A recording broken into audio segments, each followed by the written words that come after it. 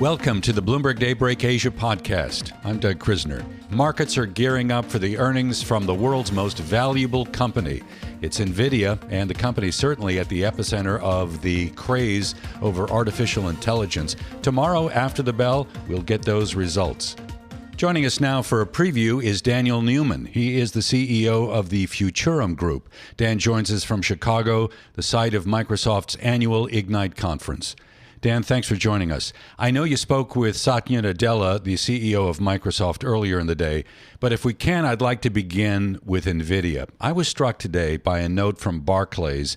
Strategists at the firm were pointing out some of the price action in Nvidia options. And if you look at that, it suggests that Nvidia's results will be a much more important catalyst for the remainder of the year than even the Fed meeting. How does that strike you? Yeah, you're hearing things like hundreds of billions. I think I've seen numbers as high as 300 billion. And this has become oddly familiar for those that have been tracking Nvidia, Doug, because we've seen days where you go, well, they added an AMD and an Intel today in market cap.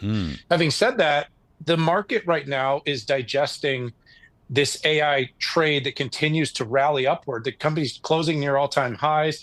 It seems Blackwell is getting off the ground successfully. At the same time, though, we're hearing these rumors, this possible overheating issue. And so the way I think this options market is sort of reflecting is that I think a lot of people feel very bullish, Doug, but there's this kind of slight concern is, can this momentum continue, and is there any merit? Because the rumor last quarter, there was a little bit of merit to, but it ended up being sort of a non-issue.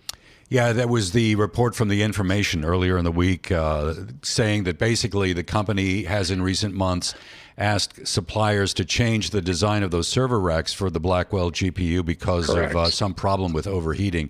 Obviously, that comes late in the production process. What was striking to me is Nvidia really hasn't notified customers of the delay, and I'm wondering whether or not the company just hasn't had time to because it's struggling to meet demand. Is that possible? We know everything is possible, but the tom-toms, the rumors I hear, and I have the access to speaking to many of these companies, many of these suppliers, OEMs, and partners, is units are starting to ship in production. Here at Microsoft, Satya Nadella reiterated the 72 GPU units are moving into production. We saw Michael Dell come out on X the other day and talking about the work they're doing for XAI with the new Blackwell units. So if there are design changes, we may be seeing them happening on the fly, and it doesn't seem to be stopping progress. But I think everybody on the call tomorrow is going to be kind of listening for any inkling of, is it slowing down? And is there enough to demand to fill any gaps if there was any delays or cancellations? And I tend to think it's going to be positive. I just don't see these rumors coming to fruition. It feels like right before earnings, Doug, is a great time for these kinds of stories to get a lot of attention. Just not sure there's a lot of merit. So we know that Nvidia is basically one of the keystones of the AI ecosystem. And we also know that Microsoft has got a big stake in OpenAI right now. What did you learn from Satya Nadella in terms of the company's commitment to AI? Yeah, so the conversation was under NDA, but what I can do is summarize some of what Satya was able to reiterate today in the conversation that we had. First of all, the company is taking a very open and broad approach to how they are thinking about AI. So they made the investment in OpenAI, and it looked early on like it was going to be all about Microsoft and ChatGPT. What you're seeing now is a very open approach that's starting to, this aperture to open models. So they're working with the Llamas, the Mistrals. They've expanded to developers to focus much more on the enterprise data.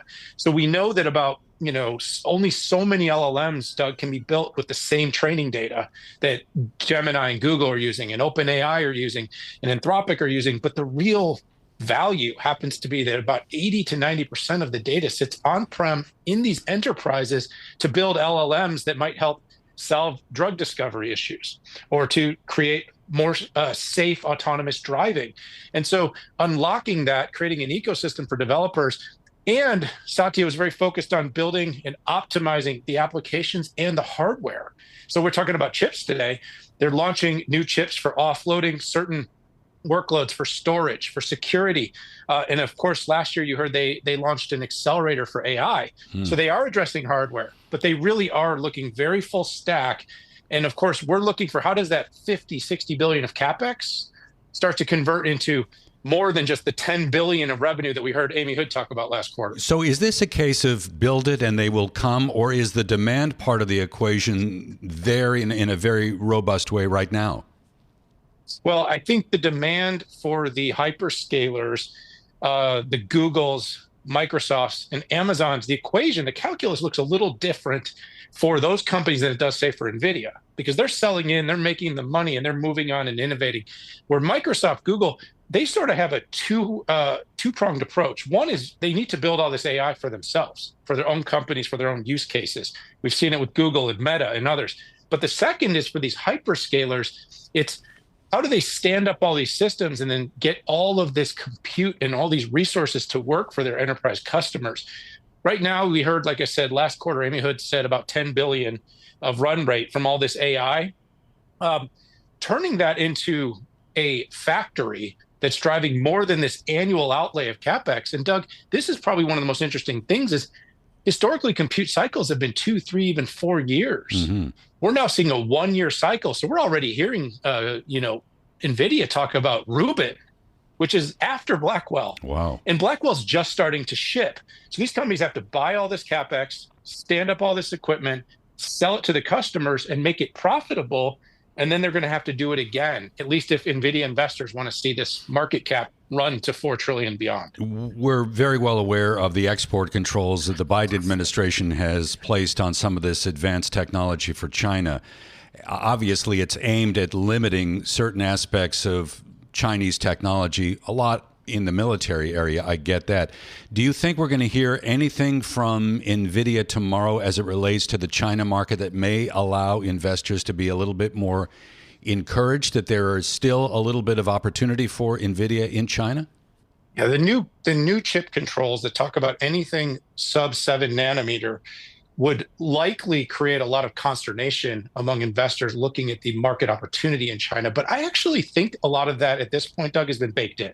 I think the investors have largely looked that there were some specialty components that NVIDIA made, specialty parts, H20s, that were tuned down for China. But now we're seeing that these technically don't pass the new controls. And of course, we know with a Trump administration entering the White House, there's probably going to be even tighter, more strict controls over intellectual property and innovations going to China. So if I'm an investor, I'm looking at the situation and I'm saying, we have to understand, does the demand continue to run at this rate without China being able to meaningfully play? We know China always has a way, and other markets always have a way of getting. We know what happened with TSMC and SoftGo. We heard about this over the last few weeks. But in terms of being able to directly get the most leading edge from NVIDIA or from ASML or others, I think it's going to get harder during the Trump administration. So I'm wondering if you're playing NVIDIA on the long side, do you want to be long TSMC as well? TSMC is arguably the biggest monopoly right now. And not, again, monopoly doesn't always mean abuse, but a monopoly in terms of having the only offering at the leading edge from a process and packaging standpoint that can meet the demand of a company like NVIDIA right now. So they are incredibly well positioned. They're sold out largely through 24 and 25 and leading nodes. They're getting grants from the US government to expand capacity. This is where I'd love to see Intel. And of course, Samsung's working out its issues because we actually need more healthy competition in foundry, and we need more production and manufacturing of leading edge chips. But as of right now, it's really hard. You've seen record month after record month from TSMC, all on the weight of AI. And it's hard to see it going another way because there's so little competition and so much demand. TSMC is a name that would be hard not to own if you remain bullish that AI is not a cyclical, but it's actually a secular trend. Dan, thanks so much for joining us and helping us set up the earnings from NVIDIA tomorrow after the bell in the U.S. Daniel Newman is the CEO of the Futurum Group, joining us here on the Daybreak Asia podcast.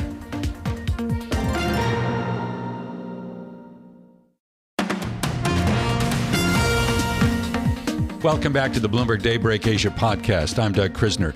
President-elect Trump has selected his Commerce Secretary. He is Howard Lutnick, the chief executive of Cantor Fitzgerald. Lutnick will be responsible for the tariff and trade agenda, as well as the Office of the U.S. Trade Rep.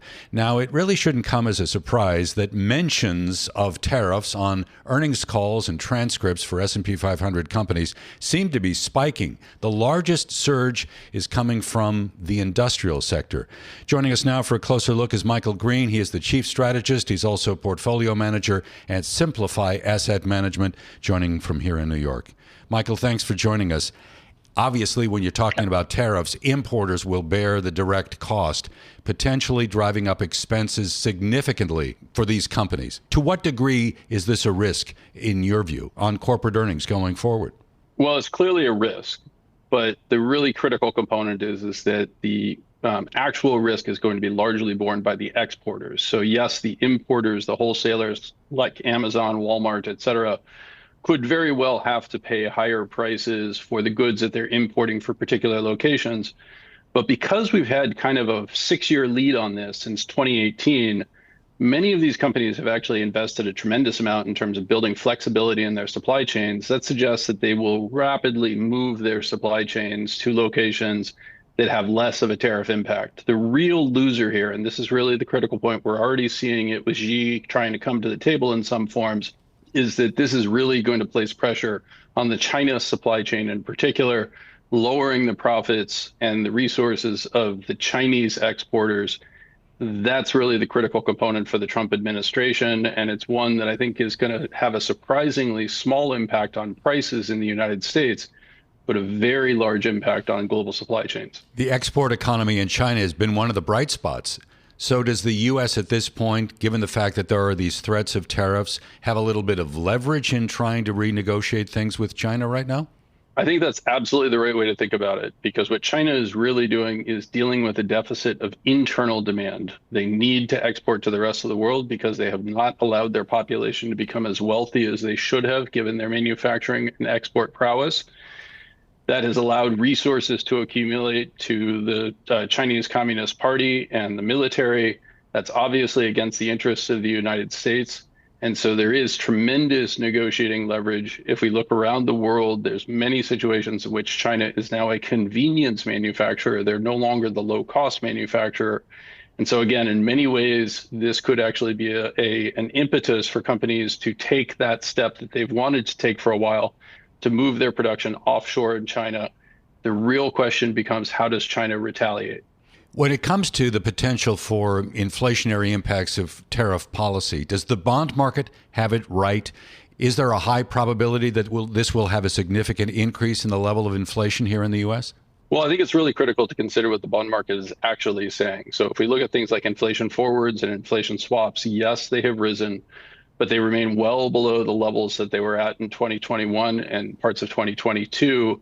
And in many ways, the levels that we're seeing for things like inflation swaps or break-evens on tips are really very much in line with what we saw in the pre-pandemic era. Not quite as low as the 2017, 2018 time period, and certainly not as low as the immediate aftermath of the pandemic, but these remain inflation metrics that are under control. The market is suggesting there is not a significant risk here. What we do have is an unbelievable narrative around that fear.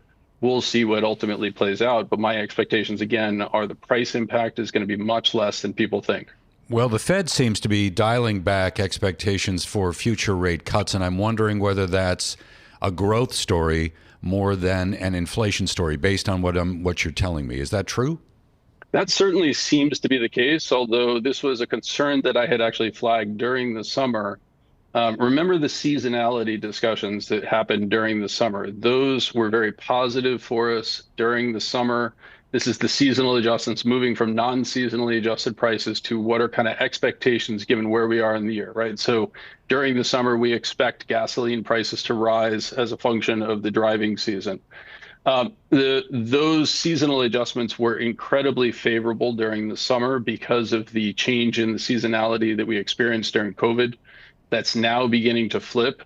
And I unfortunately had been very worried that we would see exactly this occur. We're now actually seeing indications that the Fed is going to respond to this seasonality by pausing interest rate cuts.